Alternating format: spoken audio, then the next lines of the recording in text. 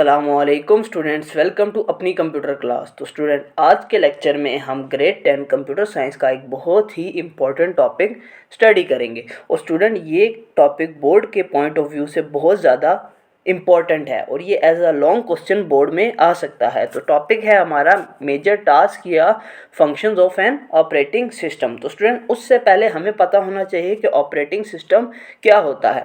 Operating system हमारे computer में एक बहुत ही ज़रूरी सॉफ्टवेयर होता है जो कि हमारे कंप्यूटर में तमाम जितने भी काम हो रहे हैं उनको मैनेज करता है, चाहे वो मेमोरी मैनेजमेंट हो, प्रोसेस मैनेजमेंट हो, हार्डवेयर सॉफ्टवेयर हो, या किसी भी प्रोसेस को प्रोग्राम को मेमोरी में लोड करना हो या उसको रन करना हो, तो हमें ज़रूरत पड़ती है ऑपरेटिंग सिस्टम की। ऑपरेटिंग सिस्टम एक इंटरफेस होता है जिसके ज़रिए जो हम यूज़र होता है वो सिस्टम के साथ इंटरेक्ट कर सकता है।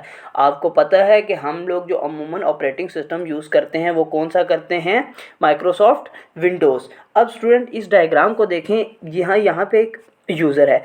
अब यूज़र ने कोई भी एप्लीकेशन चलानी है, कोई भी एप्लीकेशन इस्तेमाल करनी है, तो उसे क्या करना है? उस सिस्टम के साथ, उस एप्लीकेशन के साथ इंटरेक्ट करना है। तो उसके लिए ऑपरेटिंग सिस्टम उसकी सारी मैनेजमेंट करेगा। उस एप्लीकेशन का यूज़ करते हुए वो जो भी काम कर रहा है उसको कौन मैनेज करेगा? Operating system. इसको एग्जांपल से समझते हैं। आप एक यूज़र हो, आप एप्लीकेशन के तौर पे एक गेम खेल रहे हो, ठीक है। अब आप गेम खेल रहे हो तो उसमें आप बहुत सारे काम कर रहे हो, आप फायर कर रहे हो, भाग रहे हो, और भी बहुत सारे आप काम कर रहे हो। तो वो आपके लिए तमाम, और उसको जो भी हार्डवेयर वगैरह चाहिए, इनपुट आउटपुट चाहिए, तो वो आपके लिए कौन मैनेज कर रहा है? आपका ऑपरेटिंग सिस्टम।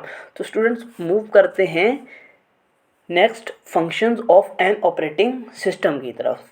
तो student, functions of an operating system में जो सबसे पहले आते हैं हमारे पास वो process management, memory management, file management, device management और नेटवर्क मैनेजमेंट, सिक्योरिटी मैनेजमेंट जैसे इंपॉर्टेंट फंक्शन ऑपरेटिंग सिस्टम हमारे लिए परफॉर्म करता है। अब हम इनको बारी बारी अंडरस्टैंड करते हैं कि कैसे परफॉर्म करता है। तो students, function of operating system में हमारा सबसे पहला है प्रोसेस मैनेजमेंट।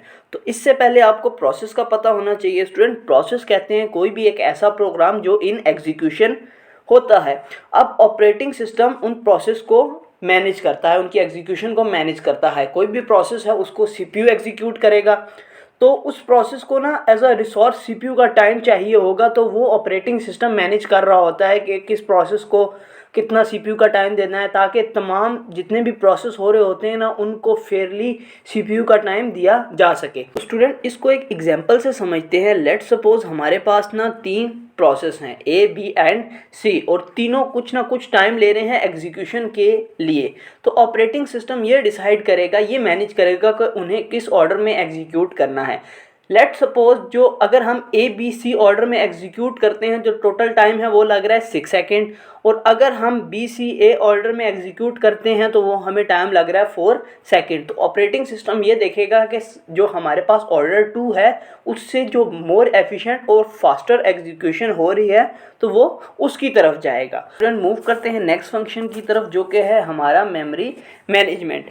अब जो ऑपरेटिंग सिस्टम होता है, मेमोरी मैनेजमेंट उसका एक पार्ट है जिसमें वो ये मैनेज करता है कि किस प्रोसेस को मेमोरी देनी है, किस प्रोग्राम को स्पेस एलोकेट करनी है, किसको नहीं करनी। अब स्टूडेंट, इसको डायग्राम से समझते हैं। एक होता है हमारी परमानेंट मेमोरी जहाँ पे हमारा कोई भी प्रोग्राम परमानेंटली स्टोर होता है।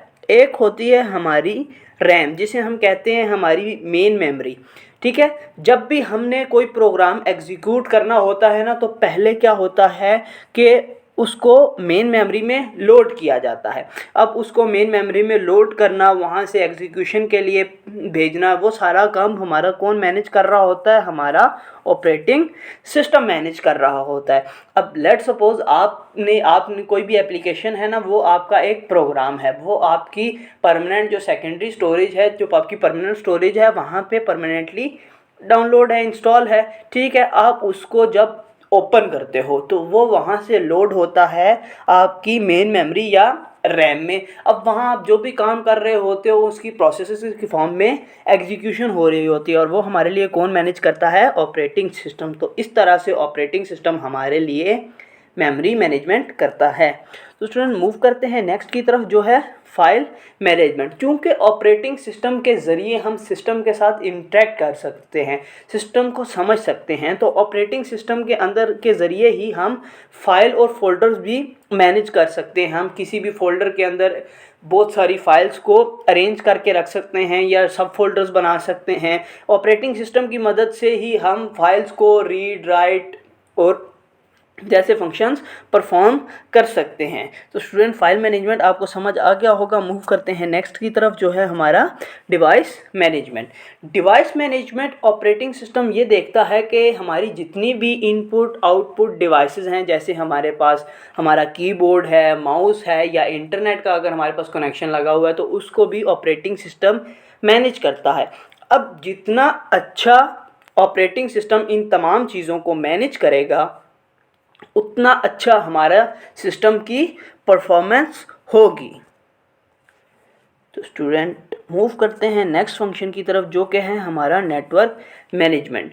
तो जो हमारा नेटवर्क का ऑपरेटिंग सिस्टम होता है ना, वो हमारी नेटवर्क की जो भी मैनेजमेंट है उसको मैनेज करता है। अब वो कैसे करता है, हमारे नेटवर्क पे दूसरे सिस्टम बहुत सारी डिवाइसेस, नेटवर्क क्या किसे कहते हैं, जब मल्टीपल डिवाइसेस आपस में कनेक्ट होकर एक नेटवर्क बनाती हैं। अब वो कुछ रिसोर्सेज शेयर कर रही हैं। अब लेट सपोज हमारे पास एक नेटवर्क पे बहुत सारे सिस्टम एक ही प्रिंटर को शेयर कर रहे हैं, तो ऑपरेटिंग सिस्टम मैनेज करेगा कि किस की कमांड उस तक जानी है, किसको प्रिंट देना है, किसको नहीं देना। और इसी तरह से अगर कोई नेटवर्क पे ख़राबी आ जाती है तो ऑपरेटिंग सिस्टम क्या करेगा, उसको डिटेक्ट करेगा और एक एरर मैसेज हमें दिखाएगा कि भाई आपके नेटवर्क पे ये इशू, ये प्रॉब्लम आ रही है, और साथ आपको बताएगा कि इस तरह से आप इसको सही कर सकते हो। तो इस तरह से हमारा जो ऑपरेटिंग सिस्टम है वो हमारी नेटवर्क मैनेजमेंट करता है। तो नेक्स्ट स्टूडेंट फंक्शन है हमारा सिक्योरिटी मैनेजमेंट।